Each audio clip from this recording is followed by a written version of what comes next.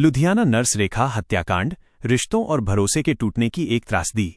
पंजाब के औद्योगिक शहर लुधियाना में दिसंबर महीने में सामने आया नर्स रेखा हत्याकांड न सिर्फ एक अपराध की कहानी है, बल्कि ये रिश्तों, भरोसे, गुस्से और सामाजिक दबावों की एक जटिल परत भी खोलता है।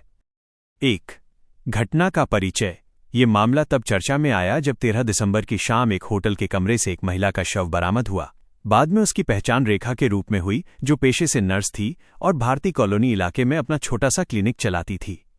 2. रेखा, एक कामकाजी मां की जिंदगी। रेखा लुधियाना के भारतीय कॉलोनी इलाके में रहती थी। वह एक स्वतंत्र और आत्मनिर्भर महिला थी। पेशा नर्स और निजी क्लिनिक संचालिका। स्वभाव स्थानीय लोगों के अनुसार वो मेहनती थी और अपने बच्चों की परवरिश को लेकर बहुत गंभीर रहती थी। पारिवारिक स्थिति। रेखा के 2 छोटे बच्चे थे। वो अपनी सामाजिक छवि को लेकर सतर्क रहती थी, इसलिए अपने निजी रिश्तों को घर और बच्चों से दूर रखती थी। 3. अमित निषाद से रिश्ता। जांच में सामने आया कि रेखा का अमित निषाद नामक युवक से प्रेम संबंध था। अमित अक्सर क्लिनिक पर आता जाता था। दोनों को अक्सर क्लिनिक पर साथ देखा जाता था। क्लिनिक बंद होने के बाद वे देर रात तक अंदर रहते थे। चूंकि रेखा बच्चों के कारण अमित को घर नहीं ले जाती थी, इसलिए क्लिनिक ही उनकी मुलाकात का मुख्य स्थान था। 4. घटनाक्रम 11 से 13 दिसंबर तक। तिथि। विवरण। 11 दिसंबर। रेखा और अमित रात 11 बजे तक क्लिनिक पर थे। उसके बाद दोनों वहां से निकले। 12 दिसंबर। रेखा क्लिनिक नहीं पहुंची। फोन बंद था और बच्चे घर में अकेले थे। पड़ोसियों ने बच्चों को खाना खिलाया। 13 दिसंबर। शाम को पुलिस को होटल के कमरे में शव मिला। शिनाख्त रेखा के रूप में हुई।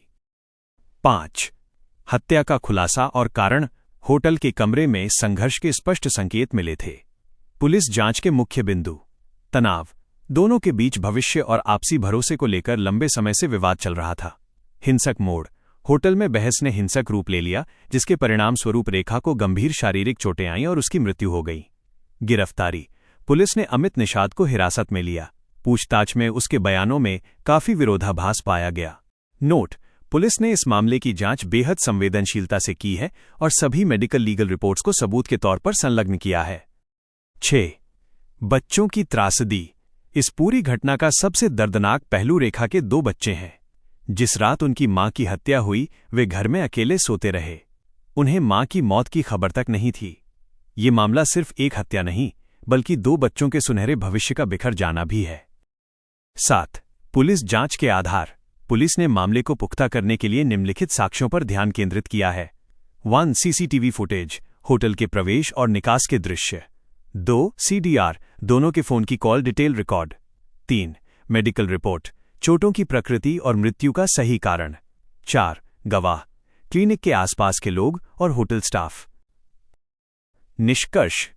लुधियाना का ये मामला हमें याद दिलाता है कि रिश्तों में हिंसा कभी अचानक नहीं होती। इसके पीछे अक्सर संवाद की कमी, असुरक्षा और सामाजिक दबाव जैसे कारक होते हैं। अंततः इस तरह के अपराधों की सबसे भारी कीमत अक्सर निर्दोष बच्चों को चुकानी पड़ती है। क्या आप चाहते हैं कि मैं इस रिपोर्ट के आधार पर पुलिस चार्जशीट या प्रेस रिलीज का एक औपचारिक ड्राफ्ट तैयार करूं?